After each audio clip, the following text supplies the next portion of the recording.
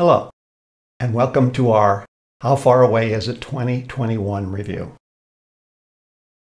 You may recall last year that we thought this year we'd be covering a lot of photographs from the James Webb Space Telescope. But delays took it to Christmas Day, so we'll have to wait till next year for that. I'll have more on that later. But it was an interesting year, 2021. Interesting for astronomy, anyway. We'll see an asteroid that looks like a comet. We'll take a look at the winds in the storm on Jupiter. You may recall OSIRIS-REx went to the asteroid Bennu. It has now left Bennu with rocks from the asteroid, and it's on its way back. So we'll cover that. We'll see new stars forming in Orion. Then we'll leave the Milky Way and see a couple of supernovae. We'll revisit a diffuse galaxy that has no dark matter. We'll see a couple of interacting galaxies. We'll see a shadow in a galaxy that's 36,000 light years long. We'll cover a gamma ray burst that may very well be connected to the creation of a magnetar.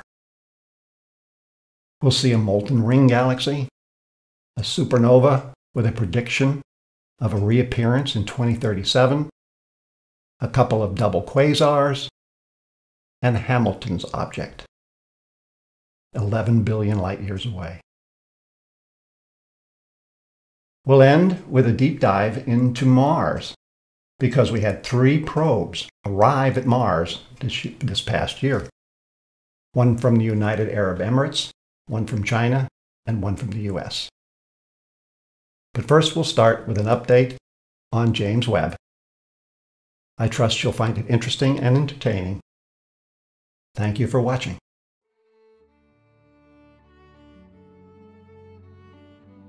The James Webb Space Telescope is currently fully deployed and in orbit around the L2 Lagrange point. It started with 344 single points of failure when it left the Earth on December 25, 2021. Today, just 49 single points of failure remain.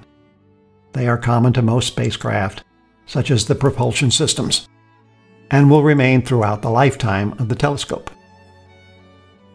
The current operation is adjusting the primary and secondary mirrors to provide a single sharp image instead of 18 fuzzy ones. Each of the primary mirror's 18 gold-plated hexagons has 7 actuators on its back to change the shape. The current estimate is that the process of aligning the mirrors will take 3.5 months. So next year's review should have a wealth of new astronomical discoveries. The James Webb Space Telescope webpage is outstanding. I recommend visiting it anytime you want to know how things are going. Here's an asteroid that looks like a comet. This asteroid belongs to a class of icy bodies found between Jupiter and Neptune called centaurs. It most likely originated from the Kuiper Belt. Visible light snapshots by Hubble reveal that the object shows signs of comet activity, such as a tail, outgassing in the form of jets, and a coma of dust and gas. Normally, comets create these effects by internal solid water sublimating into a gas as the temperatures go up on the sun's side of the frost line. But this asteroid is way too far away from the sun for this to be the case. But observations by Spitzer showed the presence of carbon monoxide and carbon dioxide gas. These gases would sublimate, even at the low temperatures found at their location, 750 million kilometers, or 465 million miles away from the sun.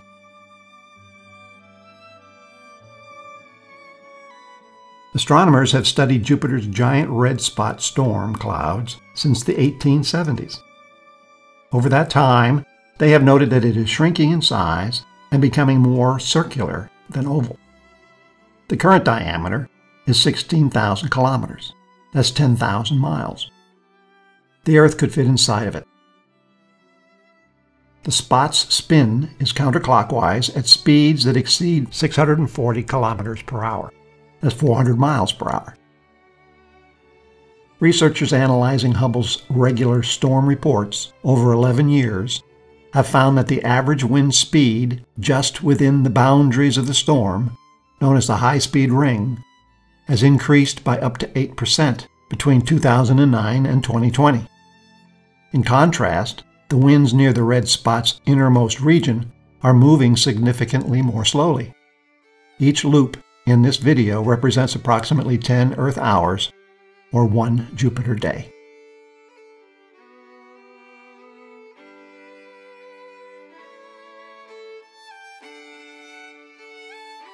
In our How Far Away Is It segment on the asteroid belt, we covered OSIRIS-REx, the spaceship that landed on the asteroid Bennu in 2018.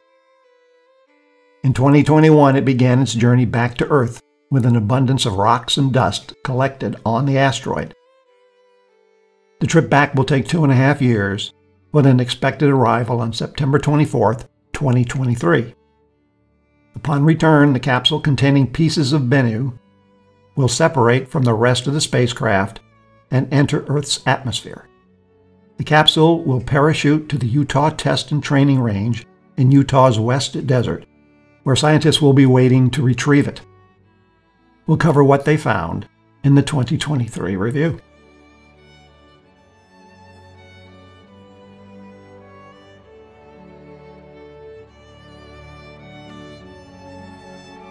Current star-forming theories predict that during a star's relatively brief protostar stage, lasting only about 500,000 years, the star rapidly accumulates mass. As the star heats up, it creates a stellar wind, creating cavities in the gas and dust cloud that surrounds them. These cavities grow in size until the entire gas cloud around the star is completely pushed away. At this point, the star stops accumulating mass. These 4 images taken by Hubble reveal the chaotic birth of stars in the Orion complex, the nearest major star-forming region to Earth. Although the stars themselves are shrouded in dust, they emit powerful radiation, which strikes the cavity walls and scatters off dust grains, illuminating in infrared light the gaps in the gaseous envelopes. Astronomers found that the cavities in the surrounding gas cloud are not growing regularly as current star formation theories propose. The James Webb Space Telescope will probe deeper into this protostar formation process and find out what is really happening. Last year, astronomers were puzzled when Betelgeuse dramatically faded but then recovered. The dimming lasted for weeks. Hubble found that the dimming corresponded to a gaseous outflow that formed dust, which briefly obstructed some of Betelgeuse's light from our view, creating the dimming effect. Now astronomers have discovered that the red hypergiant VY Canis Majoris, which is far larger, more massive, and more violent than Betelgeuse, experienced much longer, dimmer periods that last for years. New findings from Hubble suggest the same processes that occurred on Betelgeuse are happening in this hypergiant, but on a much grander scale. Here we see some of the structures close to the star that are relatively compact knots. By using Hubble to determine the velocities and motions of the close-in knots of hot gas, astronomers were able to date these eruptions much more accurately. They found that many of these knots link to multiple dimming periods in the 19th and 20th centuries, when Canis Majoris faded to 1/6 its usual brightness.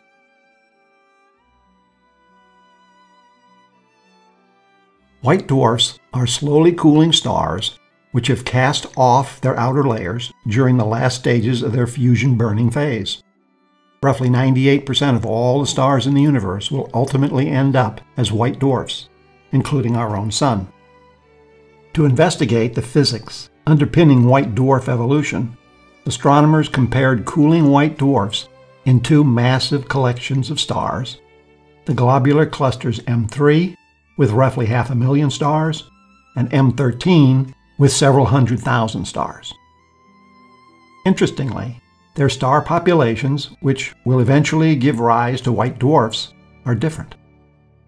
In particular, the overall color of stars at the end of their red giant phase are bluer in M13. And blue stars are hotter because they are burning hydrogen on their surfaces. This slows down their cooling rate. The evolution of white dwarfs has previously been modeled as a predictable cooling process, leading astronomers to use them as a natural clock to determine the age of star clusters. However, white dwarfs burning hydrogen could cause these age estimates to be inaccurate by as much as 1 billion years.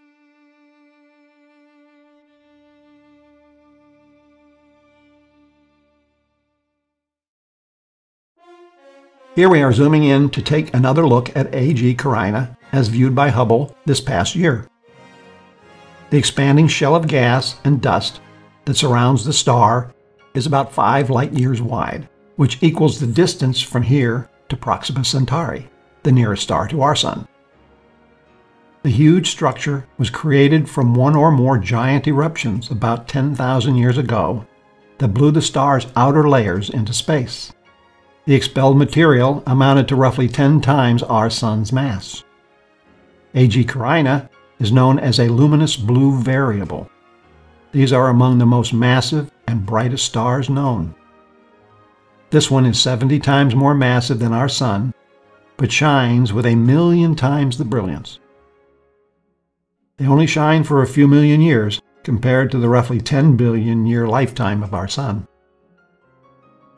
A.G. Carina is estimated to be just a few million years old. Here we are zooming into a supernova remnant in the Small Magellanic Cloud, a satellite galaxy of our Milky Way located 200,000 light-years away. The gaseous knots in this supernova remnant moving toward Earth are colored blue, and the ones moving away are shown in red. This new Hubble image shows these ribbons of gas speeding away from the explosion site at an average speed of 3.2 million kilometers per hour, or 2 million miles per hour. According to the latest estimates, light from this blast arrived at Earth 1,700 years ago during the decline of the Roman Empire. To pinpoint when the explosion occurred, researchers studied the oxygen-rich clumps of ejecta flung out by this supernova blast. They traced the knot's motion backward until the ejecta coalesced at one point, identifying the explosion site. Once that was known, they could calculate how long it took the speedy knots to travel from the explosion center to their current location.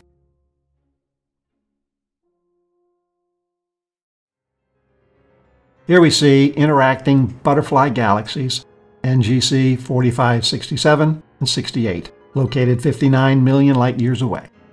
In April 2020, the Wiki Transient Facility at the Palomar Observatory in San Diego discovered a supernova now called SN 2020 FQV.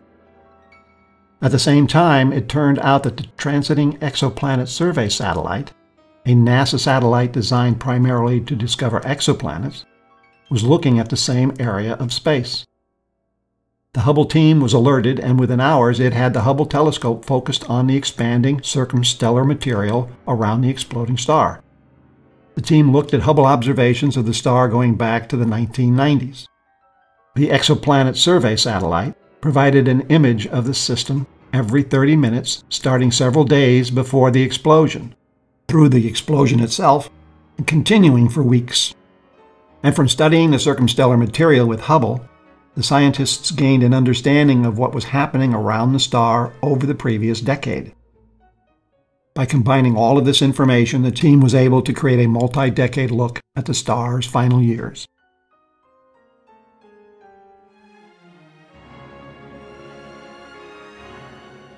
NGC 1052 DF2 is a diffuse, see-through galaxy.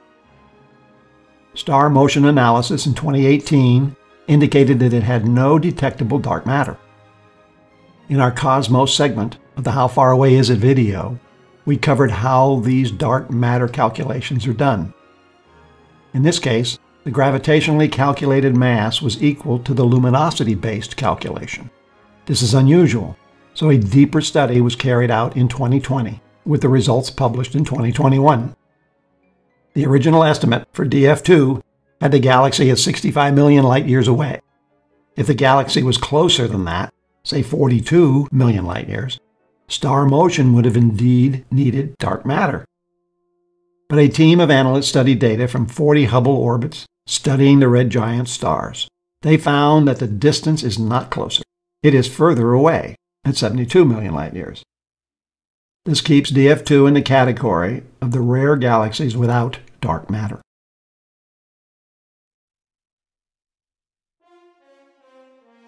Here we are zooming into the magnificent spiral galaxy, NGC 2276.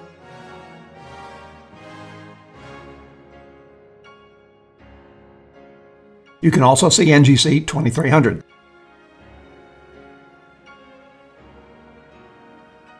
A bright hub of older yellow stars normally lies directly at the center of most spiral galaxies.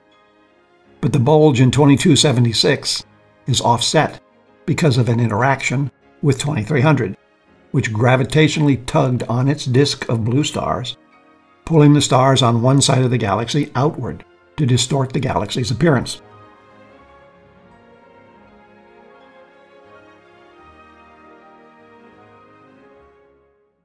Here's a Hubble image of the center of nearby active galaxy IC 5063. It contains a supermassive black hole. As material approaches the black hole's event horizon, massive amounts of radiation is released in all directions. But note the V-shaped shadows emanating from the central core. Astronomers suggest that a ring of dusty material surrounds the black hole and may be casting its shadow into space by blocking some of this radiation. These dark shadows extend across at least 36,000 light-years.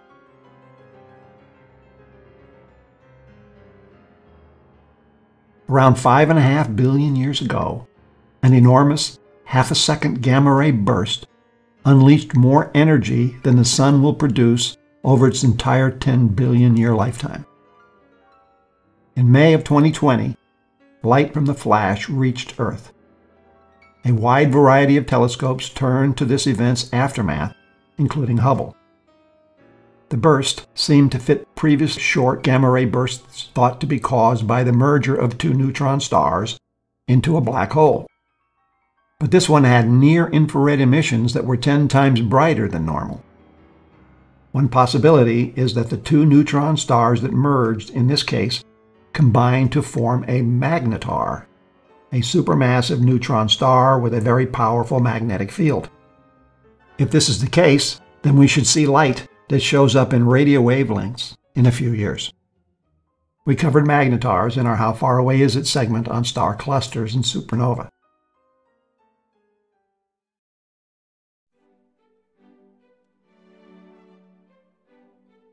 In this image, a remote galaxy is greatly magnified and distorted by gravitational lensing.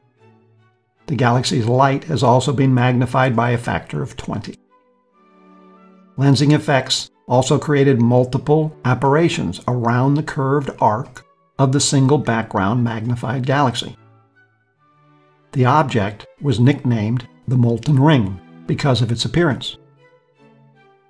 After its public release in 2021, astronomers used the picture to measure the galaxy's distance of 9.4 billion light-years. At that time, there was an extremely high rate of star formation in the brightest and dustiest early galaxies. Stars were being formed at a rate 1,000 times faster than occurs within our own galaxy today.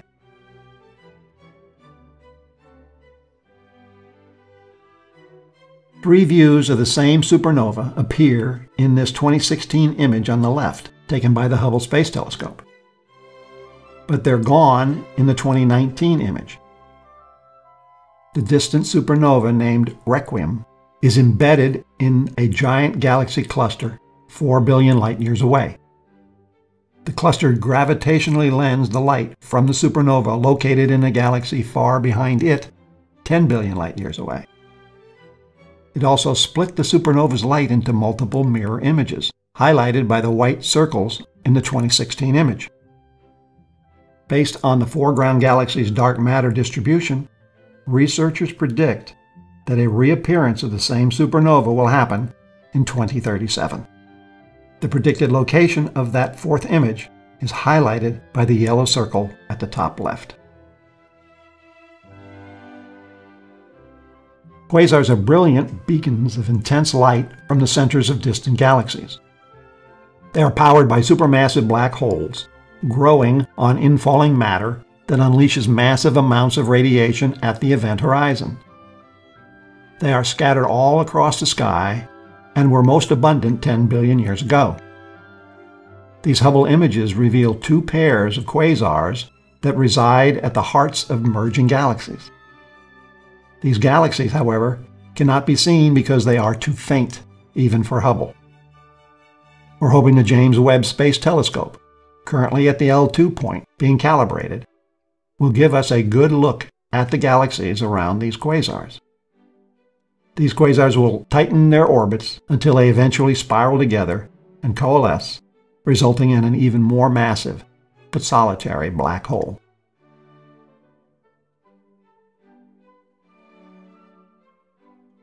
Astronomer Timothy Hamilton, using the Hubble Space Telescope, discovered these unusual objects now named after him. The objects are the stretched images of a gravitationally lensed distant galaxy, located more than 11 billion light-years away.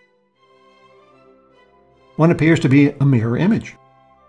In this case, a precise alignment between the background galaxy and a foreground galaxy cluster 7 billion light-years away produced twin magnified copies of the same image of the remote galaxy. This rare phenomenon occurs because the background galaxy straddles a ripple of dark matter in the foreground galaxy. As the faraway galaxy light passes through the cluster along this ripple, two mirror images are produced, along with a third image that can be seen off to the side.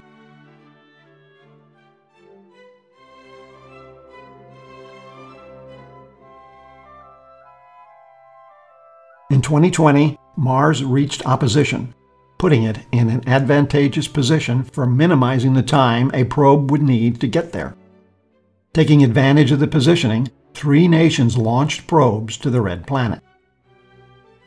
The United Arab Emirates launched its first space probe to Mars. Known as HOPE, or Al-Amal in Arabic, the probe will study Mars's weather and climate to understand how Mars lost most of its atmosphere.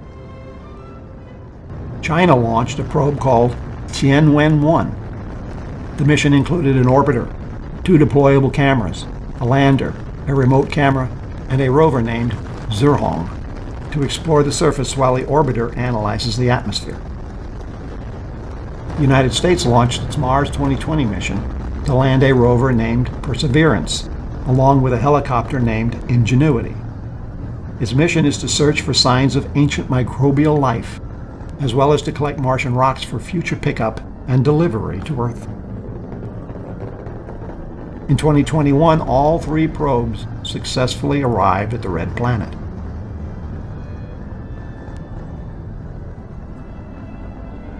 Here's the first image release of Mars from Al-Amal. It shows Olympus Mons, the largest known volcano in our solar system. Here's an early photograph from Tianwen-1. It's a high-def image of Mars's North Pole. The American mission used the existing reconnaissance orbiter from 2006. Here's its picture of the Perseverance landing site. Here are a few images from China's rover, Zhurong. Since its landing, it has been traveling southward to explore and inspect the terrain and has taken daily images of rocks, sand dunes, and other features. With its various instruments, it has also been collecting data on Mars's magnetic field, weather, and subsurface. For the U.S., Perseverance is the 5th rover to explore Mars. In 2013, Curiosity was roaming the Martian landscape. I put myself on one of the pictures in the 2013 edition of the How Far Away Is It chapter on the solar system. Here we are on the surface of Mars. Mars is the furthest planet from the Sun where a person can actually find dry land to stand on. The rover will characterize the planet's geology and past climate and pave the way for human exploration. But the main goal of the Mars 2020 mission is to search for signs of past life. To that end, they chose to land Perseverance in Jezero Crater. Scientists believe the area was once flooded with water and was home to an ancient river delta around 3.5 billion years ago. Conceivably, microbial life could have lived in Jezero during one or more of Mars's wet periods. This image shows Perseverance's journey across the crater's floor since landing in February. At an area called Citadel, it successfully collected its first 2 rock samples. Here's a picture of a rock that provided core material. You can see the drill holes. Each sample is stored in a special container. You can see the material at the center, inside a titanium sample collection tube. Subsequent NASA missions, in cooperation with the European Space Agency, will send spacecraft to Mars to collect these sealed samples from the surface and return them to Earth for in-depth analysis. This panoramic view features several of the long, steep slopes of the river delta created by rivers that flowed into the ancient lake. The crater itself is 48 kilometers wide. That's 30 miles.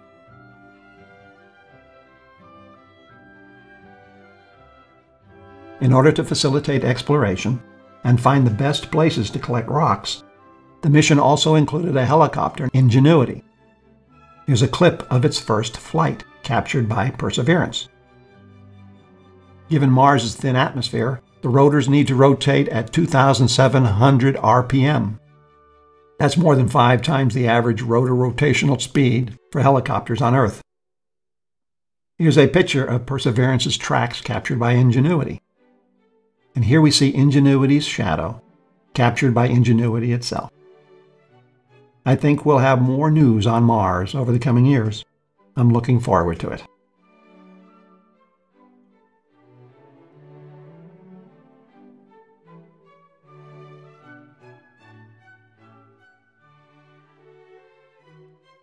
Here are the links to Hubble sites, white papers, and other locations where I found the information contained in this 2021 review.